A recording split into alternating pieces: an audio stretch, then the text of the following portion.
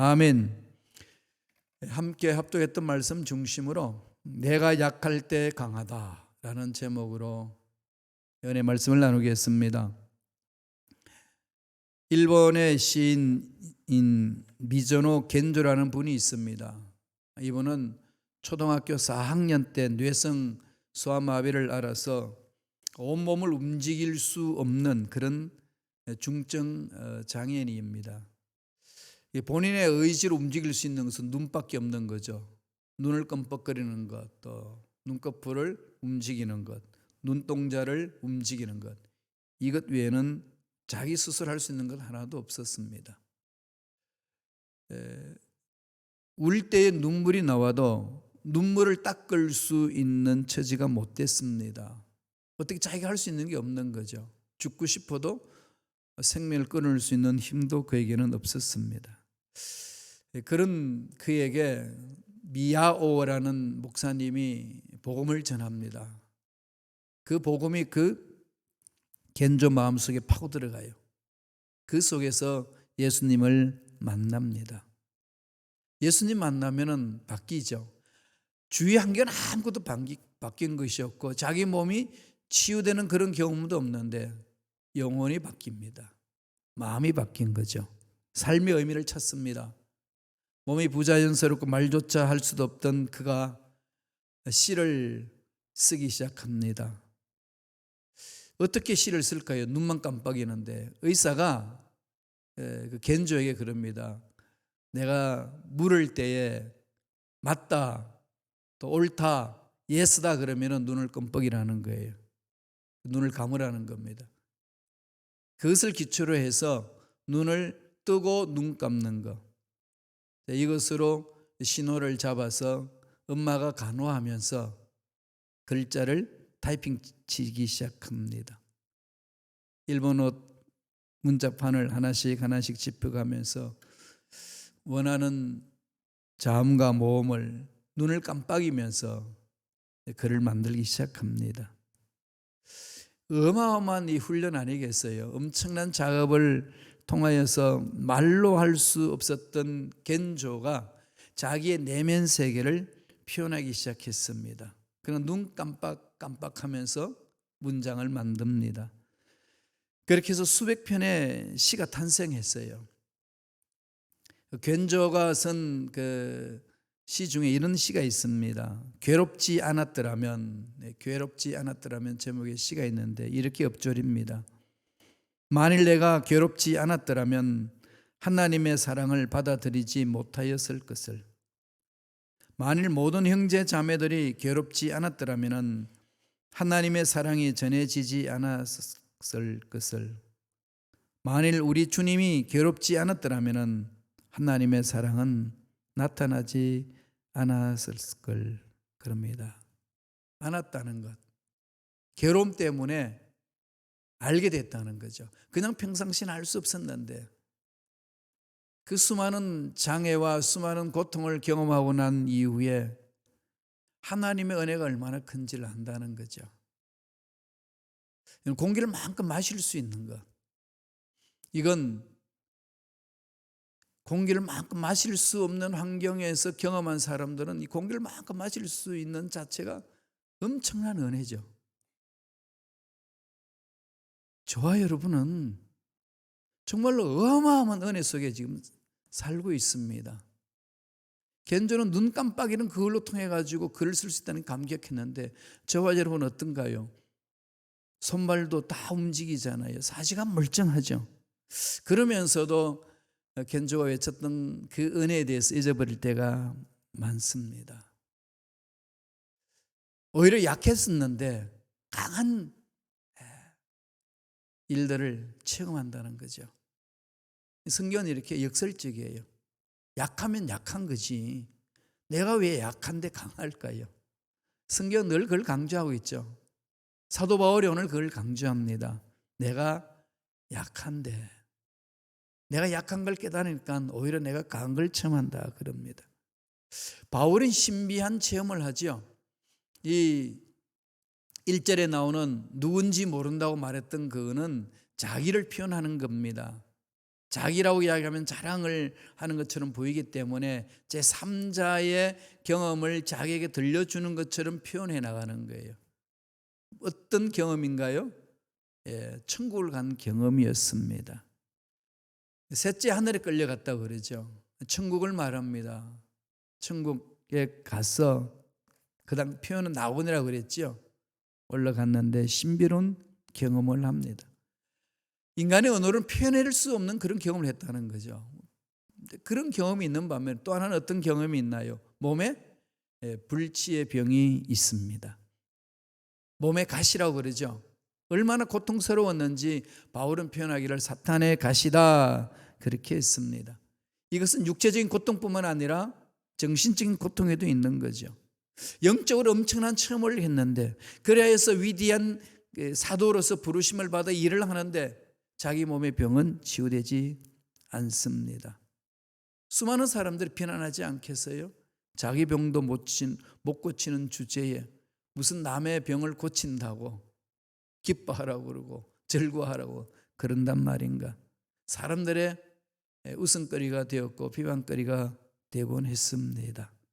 그처럼 바울은 가장 깊고 높은 은혜를 체험하게 됐고 가장 낮고 낮은 비천함도 체험을 했습니다. 그럼 너무나도 힘들고 어려우니까 하나님께 기도합니다. 간절히 부르짖어요. 오늘 성경을 보면 3번이나 간절히 부르짖었다는 거죠. 그런데 하나님이 간절히 부르짖은 바울에게 말씀합니다. 병 고쳐 주마. 너 깨끗이 나았다. 이런 게 아니고 네가 받은 은혜가 족하다. 네가 받은 은혜가 족하다. 어마어마한 낙원에서의 그 체험, 어느 누구도 체험할 수 없는 것을 체험한 바울에게 하나님은 가시를 남겨두신 거죠. 왜? 자만하지 않도록, 교만하지 않도록. 자기가 잘났다고 자기 스스로 교만에 빠져서 멸망하지 않도록 오히려 하나님은 그 가시를 통해서 바울을 만져주셨다는 겁니다. 그래서 바울의 입에서 고백하는 것은 내가 약한데 오히려 그 약함 때문에 나는 강함을 입습니다. 약함의 강함, 이건 성경에 논리적으로 맞지 않는 역설의 은혜입니다. 우겨쌈을 당하여도 망하지 않는 것. 성경 전체에 강조하는 부분 아니겠습니까? 저와 여러분들이 인생살이 중에 이건 없었으면 좋겠는데 내 삶에 이건 다 단절되었고 다 정리되었으면 좋겠는데 이 약한 것, 이 단점들 깨끗하게 정리했으면 좋겠는데 아무리 몸부림쳐도 따라다니는 게 있죠. 없앨 수 없는 그 부분들을 가지고 더 이상 하나님은 몸부림치지 말라는 거예요. 하나님은 딱 결론 내립니다. 네 은혜가 족하다. 그 말에 바울은 그대로 순종합니다. 더 이상 거기 집착하지 않아요. 집착하지 않고 하나님이 나를 통해서 하실 일이 무엇인가 여기에 집중하는 거죠. 저와 여러분들의 신앙생활에 이 바울의 삶의 자세를 배울 필요가 있습니다. 하나님이 필요하시기 때문에 주시기도 하고 하나님 보시기에 충분하다고 판단하시기에 멈추는 것들도 있습니다. 따라서 저와 여러분들은 늘 마음을 하나님께 집중하는 거죠. 하나님께 집중하는 겁니다. 어떤 분이 그러더라고요. 그럼 목사님 기도하기 너무 무서워요. 그래요. 왜 그래요? 그랬더니 내가 지금 이거 빨리 고쳐야 되는데 하나님이 야, 너 고치지 말고 약한 그대로 가지고 살아. 그럴까 봐. 여러분 그러신가요? 전적으로 하나님을 신뢰한다면 하나님 보살펴 주시는 은혜가 있다면 내가 어떤 위치에 있든 어떤 상황에 있든 그게 문제가 되지 않는다는 얘기입니다. 하나님은 왜 약함을 두시고 약함 속에서 강함을 체험하게 하셨을까요? 약하면 약할수록 어디로 갈까요? 강한 하나님께 집중하는 거죠. 인간의 유한성을 깊이 있게 체험하는 거죠. 어차피 죽는다는 것을 깊이 있게 인식하고 깨닫고 알게 하면은 영원하신 천국의 소망 하나님 그것을 바라볼 수 없는 거 아니겠습니까? 우리 세상에서 죽는 것을 바라볼 때 슬픔으로 끝나는 것이 아니고 물론 헤어짐에 대한 슬픔이 있지만은 영원한 슬픔이 아니고 순간적인 헤어짐의 슬픔이고 마침내 다시 만날 수 있다는 기쁨이 있지 않습니까? 죽음을 바라볼 때에 천국에 소망이 있는 것이고, 나의 연약함이 있을 때 연약함을 돕기 위해서 찾아오신 하나님의 강한 손길을 기대할 수 있는 희망이 있습니다. 따라서 저와 여러분들 인생살이 중에 찾아오는 약함 때문에 주저앉을 필요가 없다는 거지요. 오늘 그 약함은 오히려 강하게 된다고 하는 그 은혜가 있습니다. 어떤 은혜고 어떤 능력이고 어떤 하나님의 메시지입니까? 첫째로 겸손의 통로가 된다는 거죠. 하나님이 주시는 것은 우리로 하여금 일을 하시고자 하시는데, 하나님이 일을 하시려면 내가 교만하면 일을 못합니다. 하나님이 쓰실 수가 없어요. 내가 잘났는데, 내가 하는 건데 하나님이 타치할 영역이 없다는 겁니다. 내 마음이 내 생각으로 가득하면은 하나님이 들어오셔서 우리 마음속에 임재하실 곳이 없다는 겁니다. 여러분 어떠신가요? 자신들 돌아봐야 되지 않겠어요? 나의 약함을 통해서 우리는 겸손을 배웁니다. 나의 쓰러짐을 통해서, 넘어짐을 통해서, 그걸로 끝나는 것이 아니라 나의 고통을 통해서 참 인간이 연약하다는 것을 깨닫게 되고, 그 연약함 속에서 부르짖는 것은 하나님의 위대하심을 찾기 때문에 겸손을 알게 되고, 겸손을 통해서 하나님이 귀한 은혜를 맛볼 수 있다는 겁니다. 약함은 겸손을 주는 하나님의 역사가 일어나는 통로라는 겁니다. 약함을 겸손의 도구로 쓰신다는 거죠. 말씀 보실까요? 12장 7절입니다. 다 같이 한 목소리 읽겠습니다. 여러 계시를 받은 것이 지극히 크므로 너무 자만하지 않게 하시려고 내 육체의 가시 곧 사탄의 사자를 주셨으니 이는 나를 쳐서 너무 자만하지 않게 하려 하심이라. 바울이 아는 거예요. 내가 계시를 받은 것이 너무 크니까 육체의 가시, 사탄의 가시, 고통스러운 가시가 있는데 이걸 하나님 제거해달라고 몸부림치는데 하나님은 안고 가라 말씀하시는 그 말씀에 바울은 해석합니다. 이렇게 하시는 것은 나로 하여금 교만하지 않도록, 자고하지 않도록, 자만하지 않도록 하나님이 보살피시는 은혜다는 것을 깨닫고 철저하게 사탄의 가시 때문에 고통을 느끼면서 하나님께 매달립니다. 그게 바울의 삶이었습니다. 하나님께서 우주 만물을 다 창조하시고 아담과 하와를 창조하신 후에 아담에게 축복을 합니다. 다 다스릴 수 있다고, 다 이 에덴 동산에 있는 과실을 먹을 수 있다고. 그러나 딱 하나 금하는 것이 있다. 선악을 알게 하는 열매는 따먹지 마라. 여러분, 왜 하나님이 쫀쫀하게 다 하라고 그러놓고 그거 하나 하지 말라고 했을까요? 어떻게 생각하시나요? 아니 그 자유를 줬으면은 따먹을 일도 없고, 그러니까 안 따먹을 일이 없으니까 타락하지도 않았고 편안하게 살 수 있지 않았겠어요? 이 세상에 죄악투성이가 있는데 이런 죄악은 맛보지도 않고 정말 유투표를 이룰 수 있지 않았겠습니까? 왜 그랬을까요? 여러 가지 해석이 있습니다만은 그 중앙에 있는 열매, 선악을 알게 하는 그 열매는 뭘 말할까요? 하나님이 하나님의 형상대로 지음받은 인간들 뭐든지 할 수 있는, 무슨 일이든지 할 수 있는 능력이 있습니다. 무궁무진한 거죠. 저와 여러분 속에요, 그 능력이 잠재되어 있는 것은 무궁무진합니다. 이 세상의 천재들이 위대한 일들을 이루어놨는데 그 천재들이 하나님이 주신 재능을 5%밖에 활용하지 못했다는 거 아니겠습니까? 그럼 우리는 얼마나 활용할까요? 1%? 아니면 2%? 어마어마한 거죠. 이 어마어마한 능력을 발휘하면서 이 세상을 지배하고 다스릴 때에 선악과를 알게 하는 나무에 대해서 명령하지 않으면 인간은 신이 되기를 몸부림친다는 거죠. 그런 신의 자리를 찬탄할 수 있는 그 위험성이 있습니다. 늘 가르치는 거죠. 너는 피조물이야. 너는 창조주가 아니야. 너는 피조물이야. 각인시키시고 말씀하시는 것이 선악을 알게 하는 그 나무라는 겁니다. 그 열매라는 거예요. 그 열매를 따먹지 말라는 것은 하나님이 속죄와서 그거 안 뺏기려고 금한 것이 아니라 너희들은 피조물이야. 이 우주 만물을 다 다스릴 수 있는 능력이 있어도 하나님의 절대 주권 속에서만 가능한 것이야 라고 말씀하는 겁니다. 이 겸손함 속에서 우리들이 해야 될 일은 자신들을 돌아보고 전능하신 하나님을 바라보는 거죠.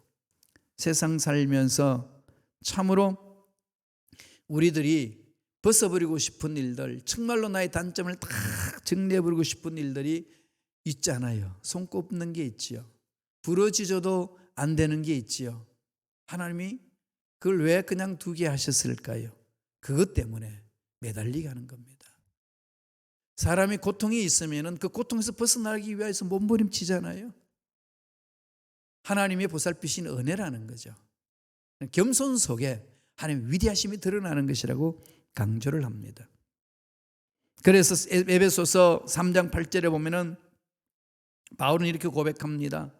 모든 성도 중에 지극히 작은 자보다 더 작은 나에게 이 은혜를 주신 것은 청량할 수 없는 그리스도의 풍성함을 이방인에게 전하게 하시고, 자기 자신을 아는 거죠.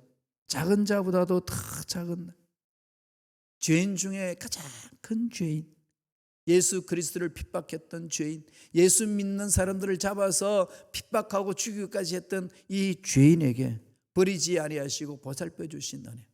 그래서 바울이 나중에 그런 고백을 합니다. 죄가 많은 곳에 은혜가 많도다. 그러면 죄를 많이 지어야 되나요? 사실 여러분, 죄인이라는 사실을 알면 알수록 찾아오는 게 뭘까요? 은혜 아닌가요? 예수 믿기가 정말로 힘든 사람이 어떤 사람일까요? 지 나름대로 정직하게 살고 올곧게 살고 윤리 도덕적으로 아무 범죄도 안 하고 경범죄도 안 범했다고 생각하는 사람, 그 사람한테 예수 전해보세요. 죄인이라는 말을 가장 싫어합니다. 똑같이 나를 묶어서 이야기하지 말라고. 나는 형무소에 있는 그 죄인들하고 다른 사람이라고. 지극히 자기 생각 속에서 자기가 죄인됨을 인정하지 않습니다. 자기 자신을 죄인으로 인정하지 않는 순간에 그 속에 어떻게 주님의 은혜가 들어가겠습니까? 우리가 내 몸에 병이 있다는 사실을 알지 못하는데 어떻게 병원에 가서 진단하겠고 병원에 가서 치료를 받겠습니까? 중병이 있어도 자기가 병이 있다는 사실을 알지 못하면 그냥 이 세상에 바쁜 그 시간 일정에 쫓겨다닙니다. 똑같은 논리예요. 죄인임을 모르면 못 찾아가는 거죠. 따라서 나의 연약함 속에 빠진다는 것은 무엇을 말할까요? 하나님이 주신 은혜라는 거죠. 두 번째는 하나님의 은혜의 통로가 된다. 뭐가요? 나의 약함이 은혜가 임하는 거죠. 그런 약함을 바울은 자랑한다고 그러잖아요. 삼층천에 올라가서 낙원에 가서 하나님의 신비한 것을 보고 온 것에 거기에 대해서 빠져가지고 자랑하는 것이 아니라 그건 간단하게 이야기하고 정말 내가 자랑할 것은 나의 약함을 자랑한다는 거지. 약함을 자랑한다. 왜 그럴까요? 내 약함 때문에 하나님께 매달린다는 거죠.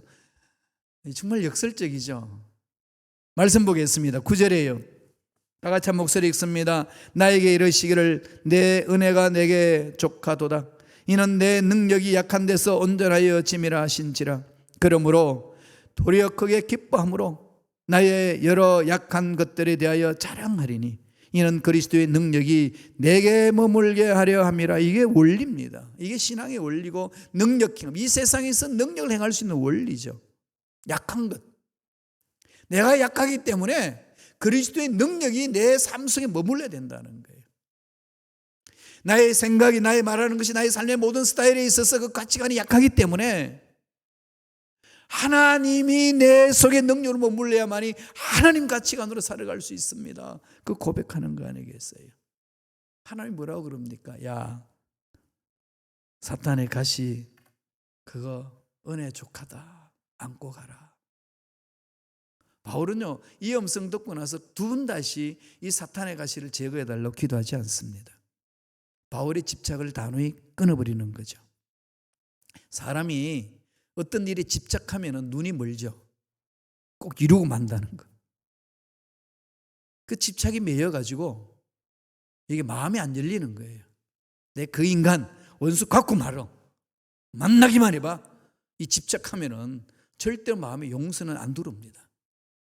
자기가 자기 자신을 꽁꽁 묶어버려요. 그런데 가만히 보세요. 그 원수는요, 너무 행복하게 잘 살아. 누구만 고통스럽죠? 그 원수를 향하는 내가 집착하고 있는 내 마음만 고통스러운 거예요. 괴로운 거예요. 프랑크푸르트에서 제가 목회할 때에 간호사였던 집사님이 우리 교회에 나오셨는데 두 아들을 데리고 오셨더라고요. 아들은 다 장성했습니다. 근데 약하신 분이에요. 그래서 간호 일을 하십니다. 간호사로. 근데 원한이 있어요. 무슨 원한이 있느냐? 남편에 대한 원한이 있습니다. 공부하는 유학생 만나가지고 자기는 간호사고 남편은 유학생이 있는데 뒷바라지 다 해줬어요. 그래서 두 아들을 낳고 오순도순 살고 있는데 느닷없이 이 남편이, 이 화상이 바람을 피웁니다. 다른 유학생하고 눈 맞아서 살림을 차렸어요. 떠났습니다. 그 이후에 배신감은 이유로 말할 수 없었던 겁니다. 그러니까 그분이 그 원한이 가슴에 사무쳐 있는 거죠. 그러면서 와서 우시면서 그러시더라고요. 목사님, 정말로 그 인간 잡아서 죽이고 싶습니다. 자식도 내팽개치고 지 잘났다고 사는데 사는 거 보니까 너무 잘 산다는 거예요. 아무 근심 걱정 없는 것처럼 너무 잘 산다는 거예요. 나는 거의 20년 동안에 한을 품고 내 마음이 정말로 피폐해지고 고통스러운 내 마음을 20년 안고 살았는데 그렇다는 거예요. 그래서 예수님을 만나고 그러면서 마음속에 결심을 하는 겁니다. 내가 내 마음을 지키기 위하여 그 남편을 향한 집착을 내가 내려놓겠습니다. 그 내려놓는 순간에 어떤 일이 일어날까요? 다른 세계가 보이기 시작하는 거죠. 정말로 자기를 괴롭히는 그 순간 그 집착하게 만드는 그걸 내려놓으면요 정말로 새로운 세계가 열립니다. 바울은 이 사탄의 가시를 치유받기 위하여 3번을 간절히 기도했을 때 네 은혜가 족하다. 바울의 집착이 그 순간에 깨지는 거죠. 그래서 그 약함이 오히려 기회가 되었습니다. 하나님의 무궁무진한 능력을 받아들일 수 있는 기회가 생기게 되었고 그 능력으로 그 일을 감당했습니다. 사탄의 가시는 하나님이 나를 버리신 것이 아니라 오히려 은혜였구나. 하나님의 능력을 드러내는 삶을 살 수 있도록 만들어 주시는구나. 끊임없이 하나님을 의지하는 삶을 살게 된 기회가 된 겁니다. 하나님의 은혜는 그렇게 임하는 거죠. 약하다고 탓할 것이 아니라는 겁니다. 하나님 하실 일이 있는 거지요. 마지막 3번째로 우리 약함 속에 무슨 일이 일어날까요? 능력의 통로가 되는 거죠. 능력이 흘러 넘치는 거죠. 능력이 나가는 겁니다. 내가 강하면 능력이 필요 없잖아요. 어떻게 사시나요, 여러분? 하나님 능력이 없어도 전 살 수 있습니다. 그렇게 살아오신 거 아닌가요? 그런 건 아니지만은 하나님 능력을 믿지만은 그러면서 실제적으로 삶을 사는데 보면은 내가 다 할 수 있다고 생각하고 능력을 두를 수 없도록 차단해 버리는 나의 어리석은 삶의 모습은 없는지 돌아봐야 되지 않겠습니까? 바울은 이렇게 고백합니다. 고린도후서 12장 5절의 말씀 이렇게 이야기했어요. 읽겠습니다. 내 능력이 약한 데서 온전하여 짐이라. 이 온전함은 어디서 오나요? 하나님의 능력이잖아요. 나의 약함이 오히려 하나님의 능력이 임함으로 또 온전해진다는 거죠. 그러니까 나의 약함은 하나님의 능력이 임하는 통로라는 겁니다. 그러니까 바울은 자랑하는 거죠. 나는 나의 약한 것을 자랑하노라. 약한 데서 오히려 능력이 나타남으로 강함을 입는다. 정말로 여러분 약함이 자랑거리가 되나요? 한번 돌아보세요. 정말 나는 어떤가? 가진 것을 자랑하고 싶고 높이 올라간 것을 자랑하고 싶고 큰 것을 자랑하고 싶은 그런 욕구가 있지 않나요? 모든 인간 속에 그렇습니다. 그런데 이걸 내려놓으면요 새로운 세계가 열립니다. 하나님의 보살피신 은혜가 있어요. 미국의 가장 영향력 있는 여성 토크쇼의 사회자 아시죠? 오프라 윈프리. 오프라 윈프리는 전성기에는 미국을 다 이렇게 누볐지 않습니까? 그런데 그녀의 어린 시절 자기가 다 토론하는 내용을 들어보면은 정말로 힘들게 살았습니다. 부모님이 이혼으로서 할머니 손에 자랐고 10대에 남의 돈을 훔치는 도둑질도 하고 거짓말도 하고 여러 남자들과 데이트하며 불량소녀로 살았습니다. 14살 때에는 아버지가 누군지도 모르는 아기를 임신하게 됐고 극심한 스트레스에 빠져서 아기가 낳자마자 7개월째 태어나게 됐고 태어나자마자 그것도 2주 만에 죽습니다. 그런데 이런 과거를 숨기지 않아요. 다 털어놓습니다. 왜 그럴까요? 난 이런 사람이야. 그냥 막 이렇게 하는 게 아니라 자기 속에 있는 걸 다 털어놓으면서 정말로 마음속에 응어리져 있는 사람들을 만져주는 거예요. 아, 저런 사람도 저렇게 살 수 있구나. 나도 새로운 삶을 살 수 있지 않을까? 소망을 주는 거죠. 이런 윈프리의 삶의 자세 때문에 정말로 인기가 극치를 이루었습니다. 그냥 뭐 펑펑 울면서 속에 있는 이야기 다 하고 그런 사람들이 치유받고 막 회복되고 서로 얼싸안고 춤추고 막 그런 역사를 맛보지 않나요? 그렇게 일을 할 수 있었던 힘이 어디서 나왔을까요? 윈프리가요. 어린 시절에 성경을 암송했어요. 그리고 책을 많이 읽었다고 그럽니다. 그건 끊임없이 성경 말씀을 외웠다는 거죠. 어린아이들은 젊었은 사람은 성경 말씀을 외우면 외운 대로 속속 머릿속에 들어있잖아요. 어릴 때에 성경 말씀 암송하는 건 너무 중요해요. 나이 드신 분들도 성경 암송은 좋아요. 왜? 치매 안 걸려요. 이게 그냥 머리가 항상 움직일 수 있으니까.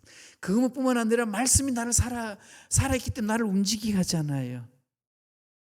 그게 자기 마음을 붙들어 주니까 속에 있는 걸 다 자랑하는 겁니다. 그것 때문에 주눅되지 않아요. 오히려 그 약함 때문에 더 강함을 입습니다. 사도 바울은 고린도 후서 11장 30절에 보면 내가 부덕불 자랑할진대 내가 부덕불 자랑하는 것이 있는데 왜 뭐냐? 약한 것을 자랑하노라. 약한 것을 자랑한다.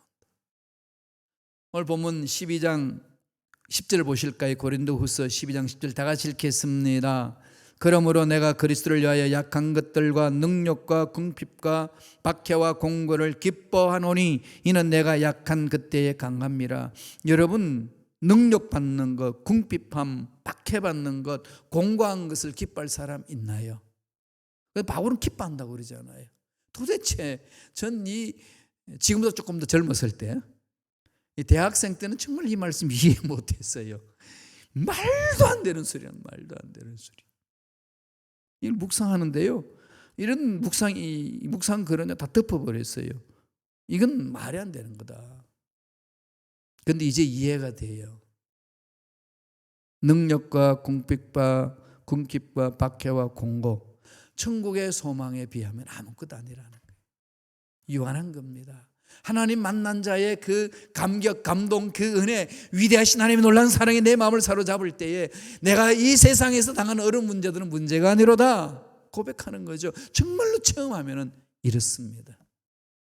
이 능력 맛보시기를 바랍니다. 내가 약할 그때의 강함이라. 사람이 약함이 없고 고통이 없으면 얼마나 좋겠습니까? 그런데요, 뭐 기억하세요. 약함이 없고 고통이 없으면요 사람이 강해지지 않습니다. 나무도 이 비바람이 있고 폭풍이 쳐야 뿌리가 깊이 내려져서 깊이 뿌리를 박잖아요. 그래서 더 튼튼한 나무를 만들지 않습니까? 인생사도 마찬가지입니다. 화초를 온실에 키우면은 정말로 이 햇볕에 비바람에 맞아서 자란 그 향이나 그 아름다움은 드러낼 수 없습니다. 세찬 바람을 맞고 또는 폭풍을 맞고 그 속에서 막 이기내기 몸부림치면서 아름다운 자기 자태를 만들지 않습니까? 우리 인생도 동일합니다. 여러분 코로나19로 인해서 힘들고 어렵지요. 정말 빨리 벗어났으면 좋겠지요. 그런데도 불구하고 하나님은 여기 살라고 말씀하시지요. 괴로우시죠? 어떻게 해야 될까요? 바울의 자세를 배웁시다. 어떤 모습으로 지금 미국 땅에 와 있든 여기 보내주신 하나님의 뜻이 있습니다. 부족하다고 약하다고 머물러 있어야 될 우리들이 아니라는 겁니다. 여러분, 약점이 있다고 해서 하나님이 일을 못하는 자입니까? 아닙니다. 하나님을 능력을 믿는다고 문제가 사라지고 고통이 완전히 없어지는 것 아니에요. 그러면 왜 예수님을 믿나요? 하나님 자녀 되기 위해서, 예수 닮기 위해서. 닮아가면 어떤 일이 있는데요? 사망의 엄침한 골짜기를 지나가도 해를 두려워하지 않습니다. 하나님이 함께 하시기 때문에 그렇습니다. 전천후의 신앙을 갖게 되는 거지요. 일어설 수 있는 힘을 생기는 겁니다. 누가 뭐라고 말하든 그 말에 의해서 내 인생이 이리 갔다 저리 갔다 흔들리는 인생이 아니라 오직 하나님의 말씀에 올바로 서서 하나님이 기뻐하신 그 일을 감당할 수가 있는 자가 된다는 얘기입니다. 바울은 그렇게 살았습니다. 우리의 삶은 문제와 함께 살아가는 삶, 그 속에서 고통과 함께 살아가는 그 삶 속에 하나님의 은혜가 임하고 하나님의 베푸신 능력을 체험하고 하나님의 성품을 닮아감으로 이 세상 사람들이 맛보지 못하는 그 맛을 맛볼 수가 있습니다. 힘들고 이 어려운 상황 속에 하나님이 부어주시는 그 은혜를 깊이 체험하시고, 그렇지, 나는 약함이 나의 강함이 되는구나, 나의 약함이 오히려 하나님께 매달림으로 강함으로 갈 수 있구나, 소망을 가지시고 약함을 자랑하며 승리하는 저와 여러분 되시길 간절히 축원합니다. 기도하겠습니다. 하나님